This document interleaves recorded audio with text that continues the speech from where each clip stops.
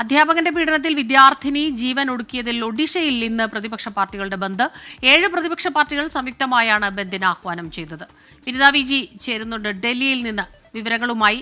വിനിത, ഏതെല്ലാം പാർട്ടികളാണ്? CPIM, CPIML ഒക്കെ ഉൾപ്പെടെയുള്ള പാർട്ടികളാണെന്ന് മനസ്സിലാക്കുന്നു. ഏതെല്ലാം പാർട്ടികളുണ്ട് ഈ പ്രതിഷേധത്തിൽ?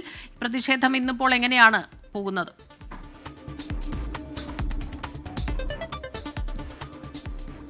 സ്മിത സൂചിപ്പിച്ചതുപോലെ BJD, കോൺഗ്രസ് ഉൾപ്പെടെയുള്ള പിന്നീട് ഇടതുപക്ഷ പാർട്ടികളടക്കം 7 പാർട്ടികൾ സംയുക്തമായിട്ടാണ് ഇന്ന് ബന്ദിന് ആഹ്വാനം ചെയ്തിരിക്കുന്നത്. രാവിലെ 6 മണിയോടുകൂടി തന്നെ വിവിധ മേഖലകളിൽ സമരക്കാരുടെ ശക്തമായിട്ടുള്ള പ്രതിഷേധമാണ് നമുക്ക് ഒഡീഷയിൽ നിന്നും കാണാൻ കഴിയുന്നത്. പുരിയിലേക്ക് എത്തിയ ട്രെയിൻ റെയിൽവേ ട്രാക്കിലെത്തി സമരക്കാർ അത് തടയാൻ ശ്രമിച്ചു. തുടർന്ന് പോലീസ് ഇടപെട്ട് സമരക്കാരെ ട്രാക്കിൽ നിന്ന് മാറ്റുന്നൊരു കാഴ്ചയാണ് നമുക്ക് കാണാൻ കഴിഞ്ഞിട്ടുണ്ടായിരുന്നത്. ഒപ്പം തന്നെ ഈ ചെന്നൈ കൊൽക്കത്ത ഹൈവേയിൽ ട്രക്കുകളടക്കം നിരവധി വാഹനങ്ങളെയും പ്രതിഷേധക്കാർ തടഞ്ഞു. മണിക്കൂറുകളോളമായി ട്രക്കുകൾ അവിടെ നിരത്തിങ്ങനെ അനങ്ങാൻ കഴിയാതെ കിടക്കുന്ന ഒരു സാഹചര്യം തന്നെയാണ്. വാഹനങ്ങൾക്ക് കടന്നു പോകാൻ കഴിയാത്ത തരത്തിൽ ശക്തമായിട്ടുള്ള പ്രതിഷേധവുമായി ഈ സമരക്കാർ ആ മേഖലകളിലേക്ക് എത്തിയിട്ടുണ്ട്. ഇന്ന് രാവിലെയോടുകൂടി തന്നെ വിവിധ മേഖലകളിൽ കൂടുതൽ സുരക്ഷാ സൈന്യത്തെ അടക്കം വിന്യസിപ്പിച്ചിരിക്കുകയാണ്. കൂടുതൽ പോലീസുകാരെ അടക്കം വിവിധ മേഖലകളിൽ വിന്യസിപ്പിച്ചിട്ടുണ്ട്. ഒപ്പം തന്നെ ഇതിൽ ഏറ്റവും പ്രധാനമായും പറയുന്നത് ഈ കൃത്യമായിട്ടുള്ള ജാഗ്രത പാലിക്കണമെന്ന് ഇന്നലെ തന്നെ ഒഡീഷ സർക്കാർ ഉദ്യോഗസ്ഥർക്ക് നിർദ്ദേശം നൽകിയിട്ടുണ്ട്.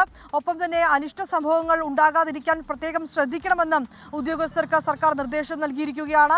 ഈ ഒഡീഷയിൽ അധ്യാപകന്റെ പീഡനത്തെ തുടർന്ന് പെൺകുട്ടി ആത്മഹത്യ ചെയ്ത സംഭവത്തിലാണ് ശക്തമായിട്ടുള്ള ബന്ദിന് ഇന്ന് പ്രതിപക്ഷ പാർട്ടികൾ രംഗത്തെത്തിയിരിക്കുന്നത്. ഇത് കൂടുതൽ ശക്തമാക്കാനാണ്, ഈ പ്രതിഷേധം കൂടുതൽ ഇനിയും ശക്തമാക്കുമെന്നാണ് ഇപ്പോൾ പ്രതിപക്ഷ പാർട്ടികൾ പറയുന്നത്. പൂർണ്ണമായും ആ മേഖലകളിൽ ഇപ്പോൾ വിവിധ മേഖലകളിൽ കടകൾ ഒക്കെ പൂർണ്ണമായും അടച്ചു കിടക്കുകയാണ്. വിദ്യാഭ്യാസ സ്ഥാപനങ്ങളൊന്നും തന്നെ ഇന്ന് പ്രവർത്തിക്കുന്നതല്ല. വിദ്യാഭ്യാസ സ്ഥാപനങ്ങളിലേക്കൊക്കെ ശക്തമായിട്ടുള്ള പ്രതിഷേധം ഉണ്ടാകുമെന്നും അറിയിക്കുന്നുണ്ട്.